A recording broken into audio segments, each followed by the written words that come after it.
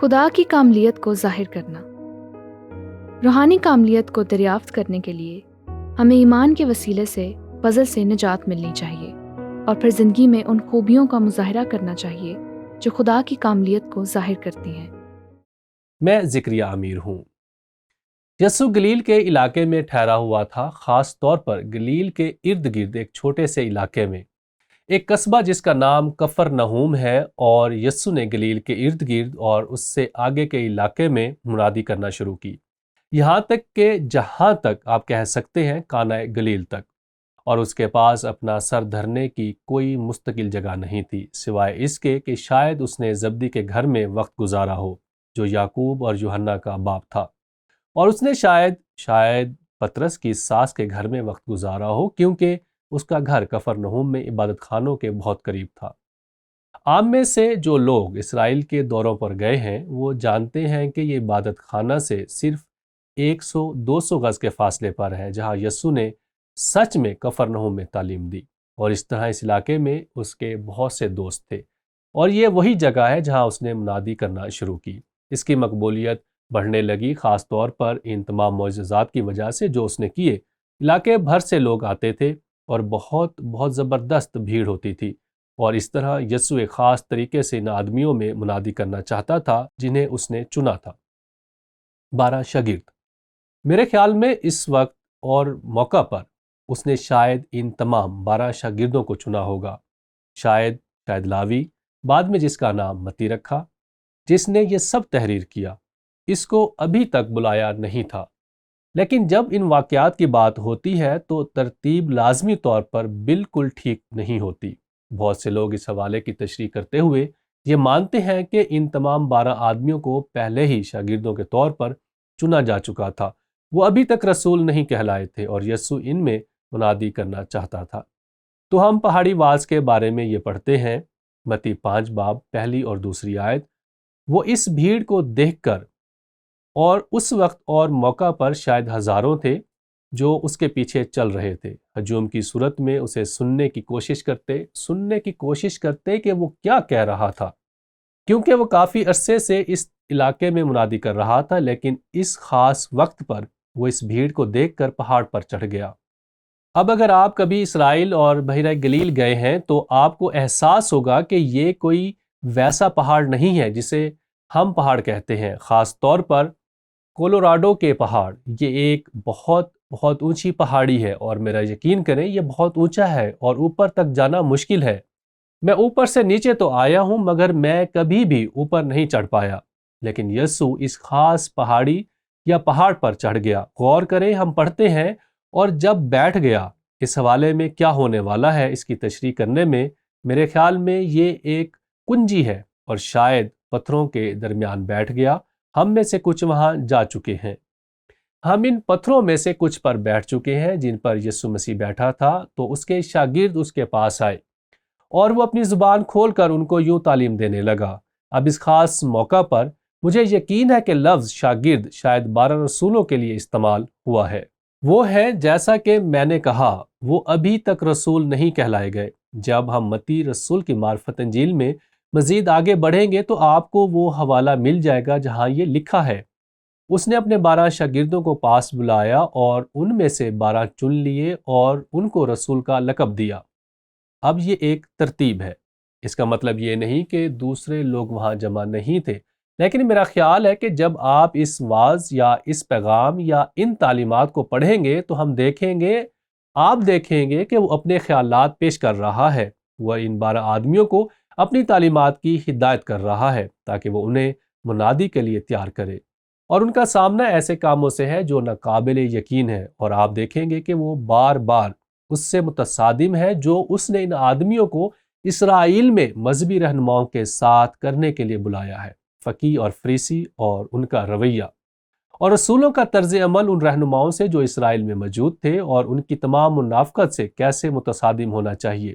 تو اس بات کو ذہن میں رکھتے ہوئے آئیں آگے بڑھتے ہوئے پہاڑی واز کو دیکھتے ہیں۔ اب وہ لفظ مبارک استعمال کرتا ہے، اور لفظ مبارک کا ترجمہ کیا جا سکتا ہے، یہ ہو سکتا ہے ترجمہ میں ایک لفظ استعمال ہوا ہے۔ ایک اور لفظ ہے شادمان ہے وہ، خوش نصیب ہے وہ، لیکن یہاں اس ترجمہ میں ہم لفظ مبارک استعمال کر رہے ہیں تو یہ ہے جو یسوع نے دراصل ان آدمیوں کے لیے کہا جب وہ وہاں بیٹھے تھے۔ مبارک ہیں وہ جو دل کے غریب ہیں، مبارک ہیں وہ جو غمگین ہیں، مبارک ہیں وہ جو حلیم ہیں، مبارک ہیں وہ جو راست بازی کے بھوکے اور پیاسے ہیں، مبارک ہیں وہ جو رحم دل ہیں، مبارک ہیں وہ جو پاک دل ہیں، مبارک ہیں وہ جو صلح کراتے ہیں، مبارک ہیں وہ جو راست بازی کے سبب سے ستائے گئے ہیں۔ اور پھر وہ وضاحت کرتا ہے، غور کریں کہ یسوع ان آدمیوں سے کیا کہتا ہے۔ جب میرے سبب سے لوگ تم کو لعن طعن کریں گے اور ستائیں گے اور ہر طرح کی بری باتیں تمہاری نسبت ناحق کہیں گے تو تم مبارک ہوگے۔ رسولوں کو ایسے ظلم و ستم کا سامنا کرنا پڑے گا جس کا وہ تصور بھی نہیں کر سکتے تھے۔ اور یسوع میرا ایمان ہے انہیں تیار کر رہا ہے۔ وہ اس سے آگے کہتا ہے، خوشی کرنا اور نہایت شادمان ہونا کیونکہ آسمان پر تمہارا اجر بڑا ہے، اس لیے کہ لوگوں نے ان نبیوں کو بھی جو تم سے پہلے تھے اسی طرح ستایا تھا۔ اب یہاں کلیدی بیانات میں سے ایک جو میرے خیال میں ہمیں یہ سمجھنے میں مدد کرتا ہے کہ وہ خاص طور پر ان 12 آدمیوں سے بات کر رہا ہے جب وہ کہتا ہے ان نبیوں کو بھی جو تم سے پہلے تھے۔ آپ دیکھتے ہیں کہ پرانے عہد نامہ میں وہ نبی تھے جنہیں خدا نے خود چنا تھا تاکہ وہ اسرائیل میں گناہوں کے خلاف آواز اٹھا سکیں۔ یہ ان کا بنیادی مقصد تھا اور ساتھ ہی مستقبل کی پیشین گوئی کرنا۔ چنانچہ جب آپ پیچھے جائیں اور یسایہ سے لے کر یرمیہ تک، حزقییل تک، دانییل تک تمام نبیوں کو پڑھیں، تمام چھوٹے نبی، ہوسیہ، یوئیل، آموس، عبدیہ، یونا، میکا، نحوم وغیرہ، ان سب نے برائی اور گناہ کے خلاف آواز اٹھائی اور یہ سب ستائے گئے اور بعض کو ان کی منادی کی وجہ سے موت کے گھاٹ اتار دیا گیا۔ رسول اس لحاظ سے پرانے عہد نامہ میں پیشین گوئی کی خدمت کی توسیع ہے اور یسوع نے انہیں اسی طرح چنا ہے جیسا کہ خدا نے پرانے عہد نامہ میں نبیوں کو چنا تھا۔ در حقیقت بعد میں وہ خود پولس نے انہیں رسول اور نبی کہا۔ اب یہاں جو کچھ ہے میں سمجھتا ہوں حقیقت یہ ہے کہ یسوع اپنے بیانات کے ساتھ وہ انہیں ایسے آدمی بننے کے لیے تیار کر رہا ہے جو فریسیوں اور صدوقیوں کے برعکس ہے، اور تو وہ یہ کہتا ہے اپنے دل کی غربت کو تسلیم کرو، روح کے غریب رہو، اور یہ ان مردوں سے زبردست تضاد ہے جو فریسی تھے۔ وہ مغرور تھے، ان میں تکبر تھا، اور یسوع کہہ رہا ہے میں ان جیسے آدمی نہیں چاہتا، میں ایسے آدمی چاہتا ہوں جو بدل چکے ہوں۔ وہ کہتا ہے اپنے گناہوں پر پچھتاوا کرو، ماتم کرنے والوں میں شامل ہو اپنے گناہوں کی وجہ سے۔ ایک جو ہر میں وہ جس چیز سے متصادم ہے، وہ فریسی ہیں جو اپنے راست بازی کے لباس میں ملبوس ہیں جیسا کہ وہ ہوتے تھے اپنے دلوں یا گناہوں کو چھپانے کے لیے۔ اور یسوع کہہ رہا ہے میں ایسے آدمی نہیں چاہتا۔ وہ آگے کہتا ہے عاجزی کی عکاسی کرو، حلیم بنو۔ فریسیوں اور فقیہوں کی ایک خصوصیت تکبر تھی۔ جب ہم یہ انجیل پڑھیں گے تو ہم دیکھیں گے یسوع نے کہا راست بازی، خدا ترسی کی تلاش کرو، راست بازی کی تلاش کرو۔ یہ پہاڑی واز میں سے ایک تھا۔ وہ کہتا ہے دوسروں کے لیے فکر کا اظہار کرو اور رحم دل بنو۔ فقیہ اور فریسی اس حقیقت کی مثال ہے کہ وہ بالکل بے رحم تھے کیونکہ وہ لوگوں کو سنگسار کرنا چاہتے تھے۔ لوگوں کو سنگسار یہ ان کی پہلی سوچ تھی۔ شریعت پر عمل کرنا، انصاف کرنا، قتل کرنا، صرف اپنی ناانصافی کو چھپانے کے لیے۔ اور یسوع نے اس کے ذریعے دیکھا اور انہیں منافق کہا، اور یسوع کہہ رہا ہے لوگوں میں چاہتا ہوں کہ تم میں پاکیزگی کا جذبہ پیدا ہو، پاک دل بنو۔ اب ذہن میں رکھیں وہ یسوع کی پیروی کے لیے بلائے گئے ہیں اور وہ تقدیس کے بارے میں زیادہ نہیں سمجھتے جتنا کہ وہ شریعت کے قانون کو سمجھتے تھے۔ اس نے کہا کہ پاک دلی کا جذبہ رکھو، اتحاد کے لیے کوشش کرو، صلح کرانے والے بنو، تقسیم کرنے والے نہیں۔ نئے عہد نامے کی دنیا میں فریسیوں کے درمیان ایک بڑا مسئلہ یا پریشانی فریسی اور صدوقی تھے، اور وہ ہر وقت اختلاف میں ایک دوسرے کے گلے پڑے رہتے تھے۔ اسرائیل میں یسوع کے زمانہ کے مذہبی رہنماؤں کے درمیان کوئی اتحاد نہیں تھا، تو یسوع اس کام کو ترتیب دے رہا ہے اور پھر فرماتا ہے ہار تسلیم کرو اور راست بازی کے لیے ستائے جاؤ۔ دوسرے الفاظ میں تمہیں ستایا جائے گا، میں تمہیں وقت سے پہلے خبردار کر رہا ہوں اور میں نے تمہیں اس عظیم کام کے لیے بلایا ہے۔ تو یہاں ہمارے پاس لفظی طور پر قیادت کی خصوصیات موجود ہیں۔ سب سے پہلے اور سب سے اہم بات، جیسا کہ یسوع خطاب کرتا ہے میرے خیال میں ان 12 آدمیوں سے اب دوسرے سن رہے ہیں، اور وہ سب کچھ جو وہ ان آدمیوں کو تعلیم دے رہا ہے وہ دوسروں کو تعلیم دینے جا رہے ہیں، لیکن وہ کہہ رہا ہے اگر تم دوسروں کو تعلیم دینے جا رہے ہو تو تمہیں اپنی زندگی میں ان خصوصیات کو ظاہر کرنے کی ضرورت ہے۔ اب میں ایک بات واضح کرتا ہوں، یہ بہت اہم ہے کہ ہم سمجھیں کہ یسوع یہ تعلیم نہیں دے رہا تھا کہ ہم اپنے اعمال کے ذریعے ابدی زندگی حاصل کر سکتے ہیں یا ابدی زندگی کے وارث ہو سکتے ہیں۔ مجھے یقین ہے کہ یہ آدمی پہلے سے ہی ایسے تھے جن کے دلوں کا ختنہ ہو چکا تھا، لیکن وہ شیرخوار تھے، وہ بچے تھے۔ اس ایک کے علاوہ خیر ہم جانتے ہیں کہ یہ غیر معمولی تھا، یہ یہودا تھا۔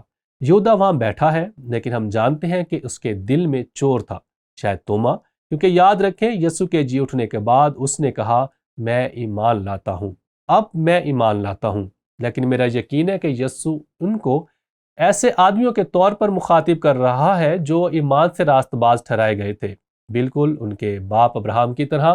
وہ انہیں یہ تعلیم نہیں دے رہا کہ وہ اپنے اعمال سے بچے جا سکتے ہیں، ورنہ یہ اس کے بالکل برعکس ہوگا جو اس نے نیکودیمس سے کہا۔ وہ فریسی یاد ہے جو رات کو آیا تھا اور کہا، یسوع نے جواب میں اس سے کہا میں تجھ سے سچ کہتا ہوں کہ جب تک کوئی نئے سرے سے پیدا نہ ہو وہ خدا کی بادشاہی کو دیکھ نہیں سکتا۔ اور یہ ایک پیغام تھا جو ان آدمیوں کے ذریعے تمام فریسیوں اور صدوقیوں کو جائے گا۔ یسوع اپنی موت اور جی اٹھنے کے ذریعے کثرت سے نئی زندگی دینے کو آیا تھا، اور اس پر ایمان لانے سے ہمیں ہمیشہ کی زندگی ملتی ہے۔ ایک خوبصورت دعا ہے جو عکاسی اور سوال کے جواب سے متعلق ہے، اور وہ یہ ہے کہ پولس کی افسس کی کلیسیا کے لیے دعا کس طرح پہاڑی واز سے تعلق رکھتی ہے۔ اور میں صرف یہ تجویز کرنے جا رہا ہوں کہ جب آپ کے پاس ایک لمحہ ہو، آپ کلام مقدس کو اٹھائیں، آپ افسیوں کے باب 3 آیت 14 سے 19 تک پڑھیں، اور آپ وہ دعا دیکھیں جو یسوع نے افسیوں کے لیے مانگی تھی تاکہ وہ خدا کی معموری میں چل سکیں۔ اور میرا ایمان ہے کہ آپ کو یسوع نے پہاڑی واز میں جو کچھ سکھایا اور جو پولس نے بعد میں ہم میں سے ان لوگوں کے لیے دعا کی ہے جو یسوع مسیح پر ایمان لائے ہیں، ان کے درمیان ایک خوبصورت تعلق نظر آئے گا۔